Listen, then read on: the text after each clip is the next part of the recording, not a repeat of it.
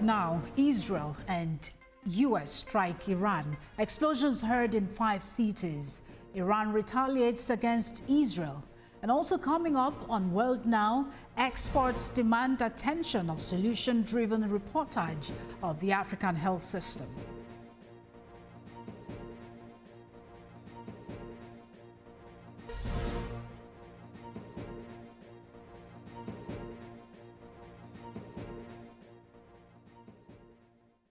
Thanks for joining us on World Now. I'm Ekanem Ikpeme. Iran has retaliated to the strike of its cities by the U.S. and Israel. And of now, however, Iran has not confirmed any specific retaliatory actions, but it has issued strong warnings regarding potential military responses to perceived threats from the U.S. and Israel. Both nations launched an attack on the nation, which President Donald Trump confirmed, adding that major combat operations are underway. The Israeli defense minister also explained that his country launched a preemptive attack on Iran and explosions were reportedly heard in 5 cities. The U.S. has been ramping up pressure on Iran to agree to a deal on its nuclear program. After recent nuclear talks in Geneva, President Donald Trump said he was not happy with Iran's negotiating position. Now, for a deeper look into the strike of Iran by the U.S. and Israel, a journalist, Francis Hughes, joins me from Belfast in Northern Ireland. Good afternoon. Many thanks for joining me. Hiya, hello.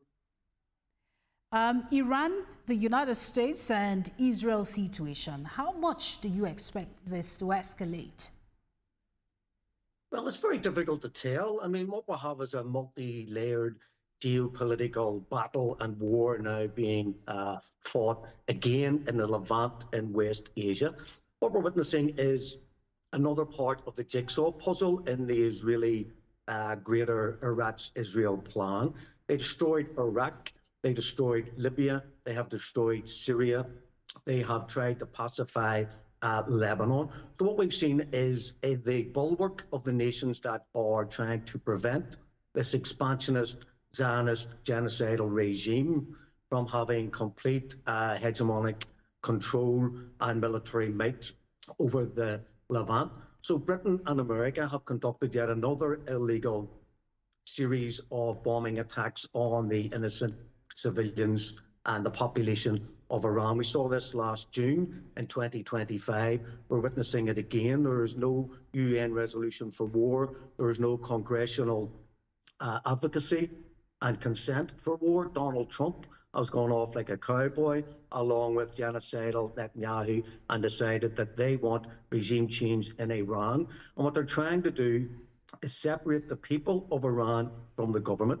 Then they're trying to separate the IRGC from the Iranian army, and they are encouraging terrorists and separatists within Iran to rise up to form internal strife within Iran. So several different layers. They're trying to degrade Iran's capabilities of defending the nation and its sovereignty.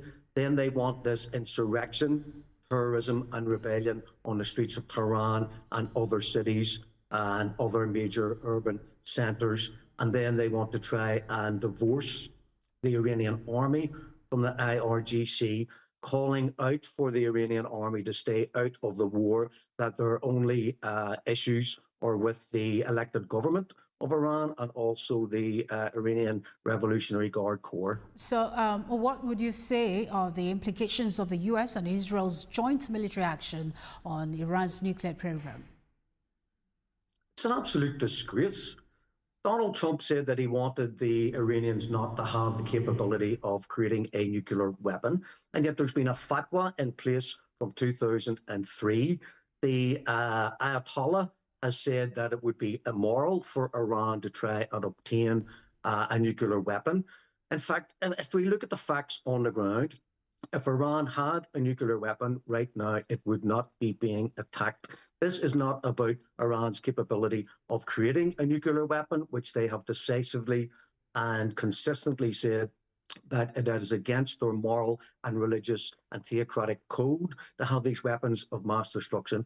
But I believe it's the ballistic missiles that are the only deterrent that Iran has. And Israel and America are using this opportunity to try and destroy that capability, because Iran, if it has enough of these hypersonic missiles, which cannot be stopped before they reach their targets, I think they're concerned that Iran would be in a position that they could not attack it.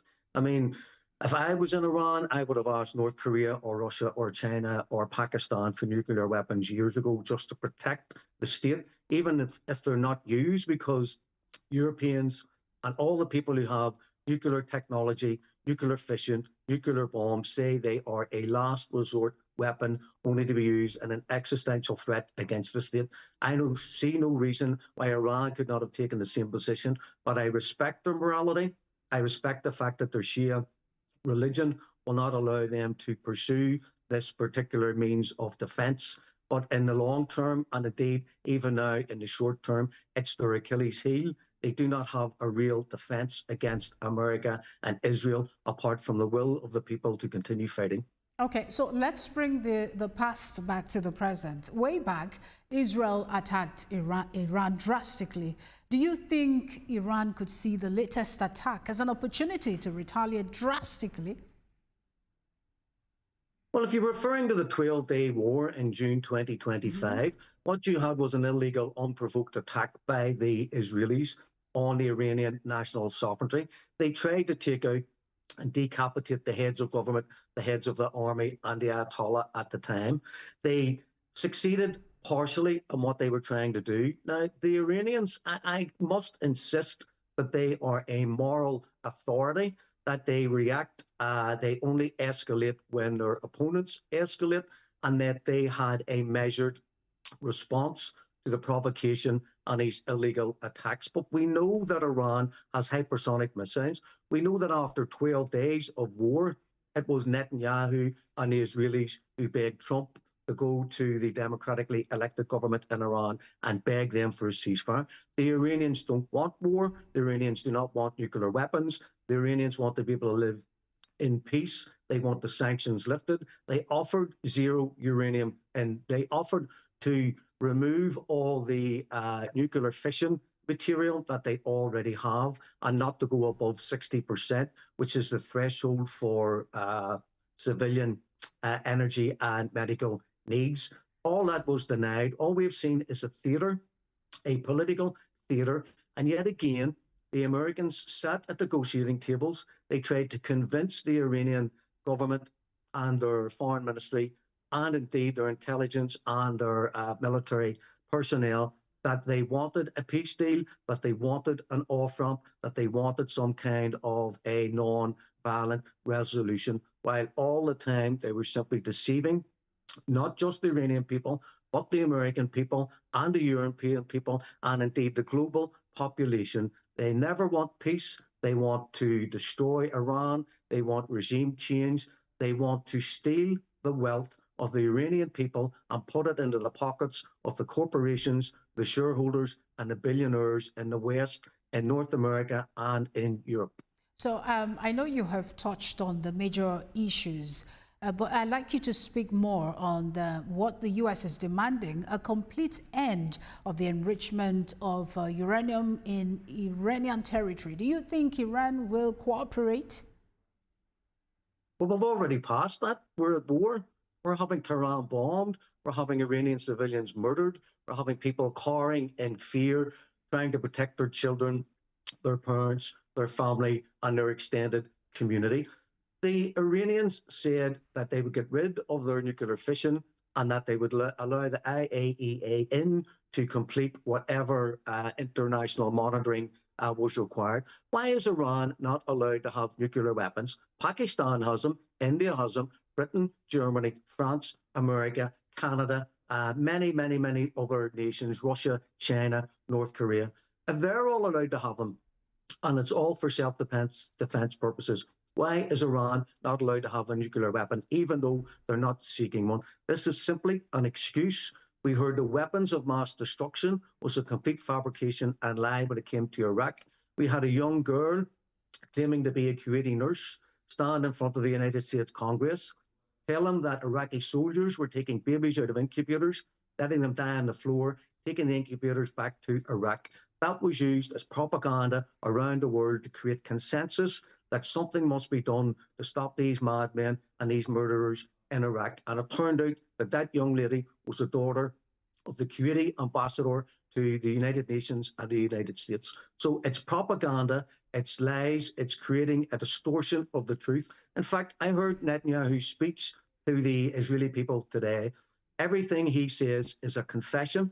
Every accusation is a confession. When he talks about terrorists in charge of Iran, he should be talking about terrorists, genocidal murderers and warmongers in charge of the Knesset. When he talks about Iran possibly using nuclear weapons, it's more likely that the Zionist cabal and their American cohorts are more likely to use that than anyone else in the world. So every accusation is a confession, and I'm disgusted to think of all these people who are going to die needlessly just so that Netanyahu can stay in power.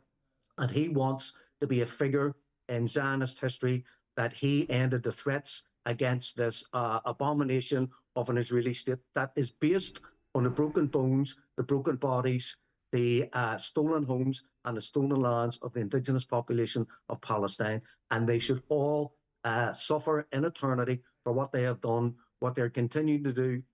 And if Iran falls, God forbid, they're going to take Iraq, they're going to take Lebanon, they're going to take parts of Egypt, and they're going to take parts of Saudi Arabia. From the Nile to the Euphrates is the greater Israeli project, and I genuinely don't believe they'll stop there. So would you say you support Iran insisting that it has the right to pursue its nuclear ambition?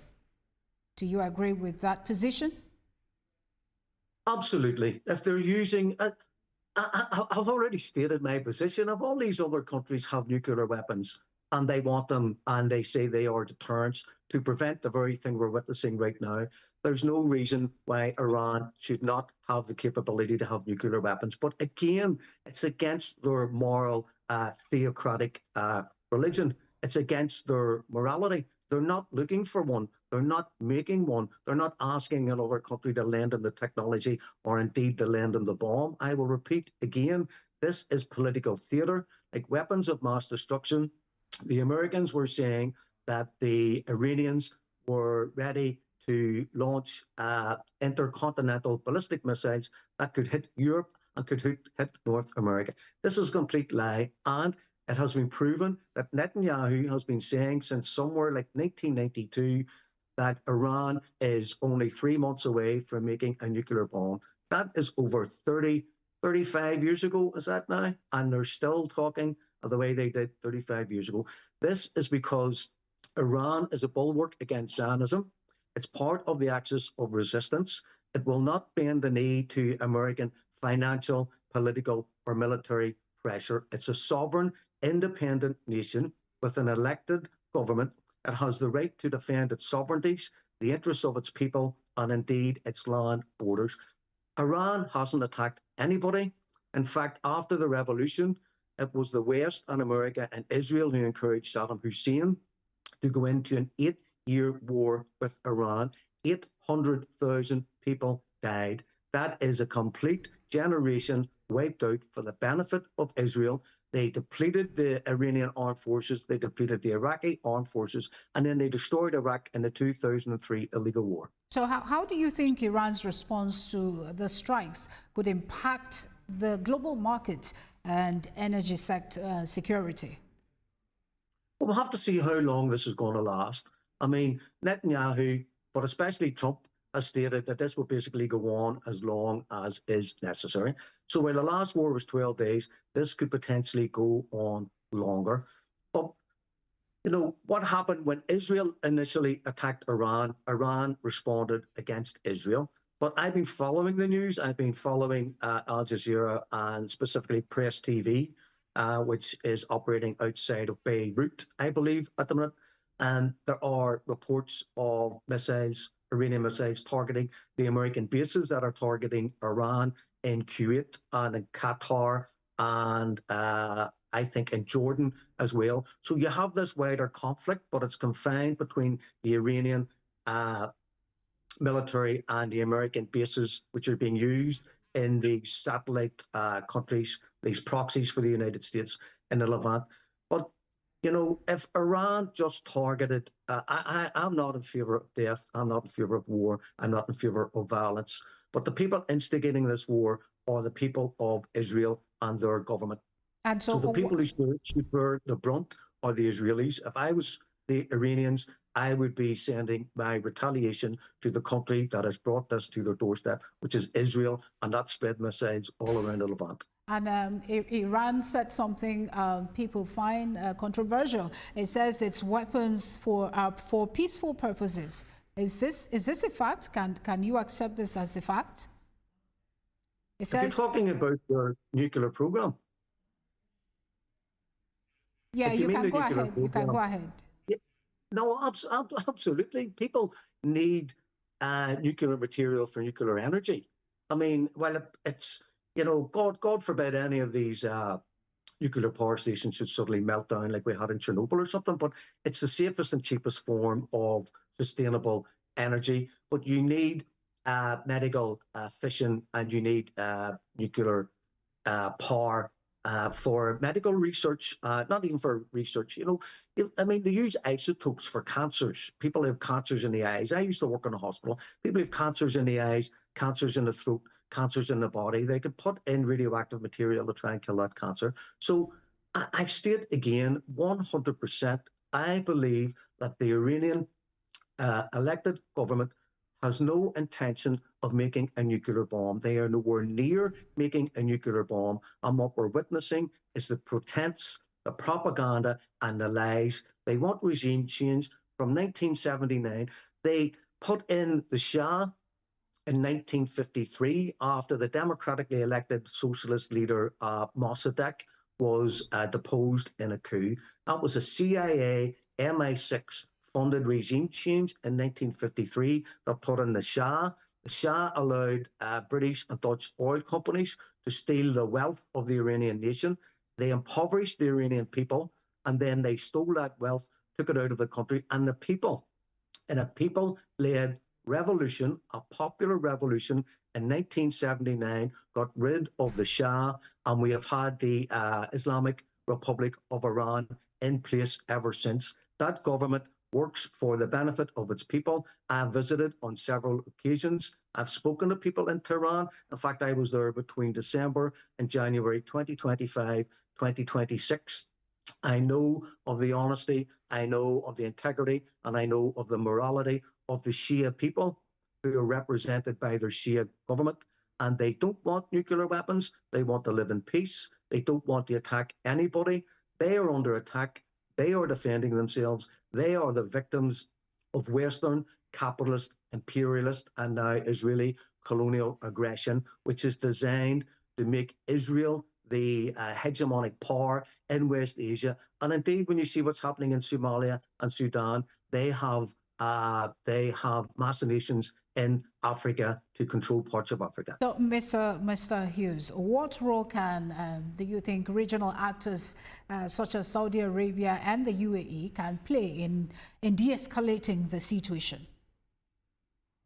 I don't think they wanted to de-escalate. I think they are proxies of the American British hegemonic machinations within the Levant. The UAE is very, very, very close to Israel. In fact, in Yemen and in Somalia and in other countries in Africa, they are playing a pivotal role in arming. I think it's in the Congo. Are they arming the RSF? So, and stealing the gold from the gold mines, the illegal gold mines that are run by some of these paramilitary groups. So the UAE and Israel and America are tied together, so they're not going to want anything to stop. Saudi Arabia has always been kind of politically and ideologically opposed to Iran on a sectarian basis, in my opinion, because they are Sunni Islam and Iran is Shia Islam. But so long as some of these countries allow the American bases on their sovereignty to be used to attack Iran, how can you call for peace, negotiations, and an end to the attacks while you allow your sovereign territory to be used by a foreign military power to attack your neighbours in the Levant? Mr. Hughes, we'll rest the discussion here. Thank you so much for your insights. Thank you. Victory to Iran.